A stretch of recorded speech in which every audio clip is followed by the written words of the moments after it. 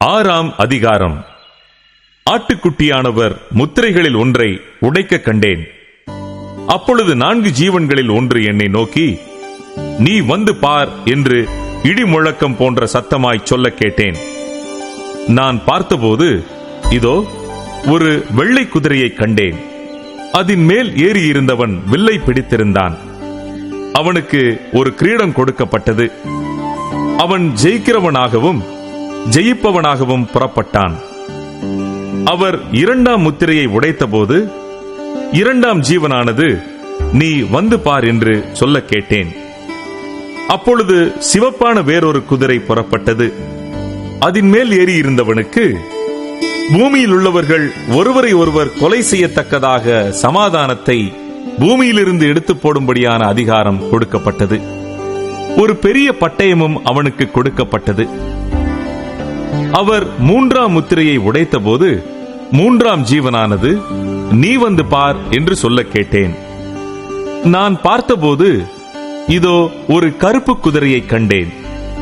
அதன் மேல் ஏறி இருந்தவன் ஒரு தராசை தன் கையிலே பிடித்திருந்தான். அப்பொழுது ஒரு பணத்துக்கு 1 படி கோதுமை என்றும் ஒரு பணத்துக்கு 3 படி வார்கோதுமை என்றும் எண்ணெயையும் திராட்சரசத்தையும் சேதப்படுத்தாதே என்றும் 4 ஜீவன்களின் மத்தியிலிருந்து உண்டான சத்தத்தை கேட்டேன். அவர் 4ஆம் முத்திரையை உடைத்தபோது 4ஆம் ஜீவனானது, நீ வந்து பார் என்று சொல்லும் சத்தத்தை கேட்டேன்.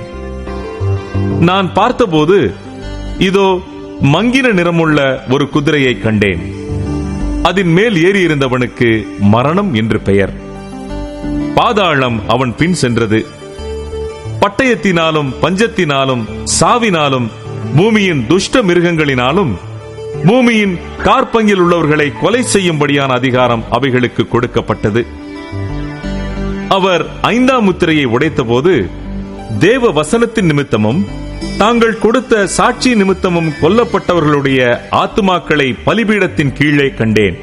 அவர்கள், பரிசுத்தமும் சத்தியமும் உள்ள ஆண்டவரே, தேவரீர் பூமியின் மேல் குடியிருக்கிறவர்களிடத்தில் எங்கள் இரத்தத்தை குறித்து எதுவரைக்கும் நியாய தீர்ப்பு செய்யாமலும் பழி வாங்காமலும் இருப்பீர் என்று மகா சத்தமிட்டு கூப்பிட்டார்கள். அப்பொழுது அவர்கள் ஒவ்வொருவருக்கும் வெள்ளை அங்கிகள் கொடுக்கப்பட்டது. அன்றியும் அவர்கள் தங்களைப் போல கொலை செய்யப்பட போகிறவர்களாகிய தங்கள் உடன் பணிவிடைக்காரரும் தங்கள் சகோதரருமானவர்களின் தொகை நிறைவாகும் அளவும் இன்னும் கொஞ்ச காலம் இளைப்பாற வேண்டும் என்று அவர்களுக்கு சொல்லப்பட்டது. அவர் 6ஆம் முத்திரையை உடைக்க கண்டேன். இதோ பூமி மிகவும் அதிர்ந்தது. சூரியன் கருப்பு கம்பளியைப் போல கருத்தது. சந்திரன் இரத்தம் போலாயிற்று. அத்திமரமானது பெருங்காற்றினால் அசைக்கப்படும் போது அதன் காய்கள் உதிர்கிறது போல வானத்தின் நட்சத்திரங்களும் பூமியிலே விழுந்தது. வானமும் சுருட்டப்பட்ட புஸ்தகம் போலாகி விலகி போயிற்று. மலைகள் தீவுகள் யாவும் தங்கள் இடங்களை விட்டு அகன்று போயின.